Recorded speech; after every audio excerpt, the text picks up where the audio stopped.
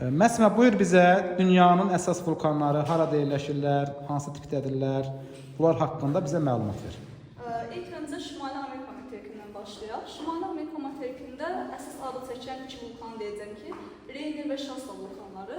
Ümumiyyətlə, Rainier və Shasta vulkanları fəaliyyətdə olan vulkanlardır.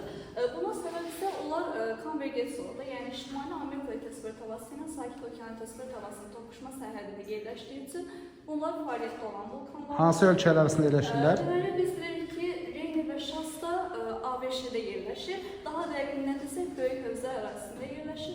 Biraz daha aşağı düşsək biz... Cənuba doğru, bəli. Cənuba doğru düşsək, artıq burada Colima, Orizaba və Popocatépetl deyə bilərik ki, bunlar da Meksika ərazisində yerləşir.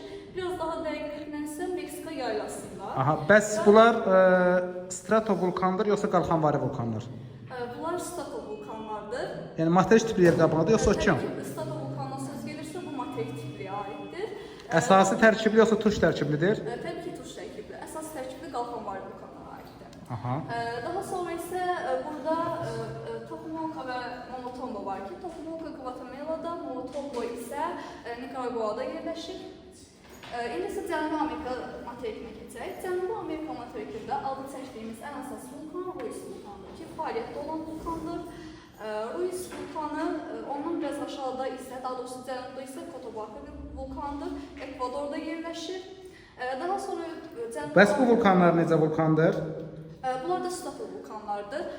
Materik tavalarında yerləşdiyi üçün biz bunları... Hansı tavaların toqquşma zonasıdır bu ərazi? Cənubi Amerika atmosfer tavası ilə Nazca atmosfer tavasının toqquşma sərhədində yerləşdiyi üçün fəaliyyətdə olan vulkanlara ayrılır. Subduksiya zonasıdır, yoxsa kolliziya zonası? Subduksiya zonasıdır. Çünki bir okean və materik tipli atmosfer tavalarının toqquşmasına söhbət gedir. Daha sonra burada Llullaillaco var ki, biz bilirik ki, Llullaillaco ümumiyyətlə dünyada ən böyük vulkanlardan biri hesab olunur. Çili və Argentina sərhədində yerləşir. Daha sonra Ümumiyyətlə dünyanın ən hündür fəaliyyətdə olan vulkanı bəli hesab edilir. Fəaliyyətdə olan vulkanlardan biridir. Daha sonra biz hava adalarında deyə bilərik ki, hava adalarında Mauna Kea və Mauna Loa bu daha doğrusu qalxanvari vulkandır. Bəs burada qranit təbəqəsi mövcuddur? Necə? Qranit təbəqəsi. Xeyr. Okean, biz bilirik ki, okean tipli yer qabığında ümumiyyətlə qranit təbəqəsi olmur. Deməli, biz bunları qalxanvari vulkanlara aid edə bilərik. Demək, hansı vulkanlar dedin? Hava adalarında Mauna Kea və Mauna Loa. Və Klau vulkanı da burada mövcuddur. O da həmçinin. Hansı ölkəyə məxsusdur vulkan? ABŞ. Amerika Birləşmiş Ştatları tamamilə doğrudur.